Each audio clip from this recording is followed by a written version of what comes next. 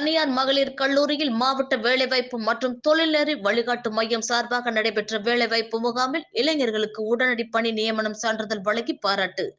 மாதவரம் பகுதியில் அமைந்துள்ள தனியார் மகளிர் கல்லூரியில் மாவட்ட வேலைவாய்ப்பு மற்றும் தொழில்நெறி வழிகாட்டு மையத்தின் சார்பாக தனியார் துறை வேலைவாய்ப்பு முகாம் நடைபெற்றது. இதில் மாமன்ற உறுப்பினர் கார்த்திகேயன் ஏற்பாட்டில் நடைபெற்ற இம்முகாமில் 100க்கும் மேற்பட்டோர் நேர்முக தேர்வில் பங்கேற்று பெண்கள் உட்பட பல இளைஞர்கள் கலந்து கொண்டு வெற்றி பெற்று வேலைவாய்ப்பை பெற்றனர்.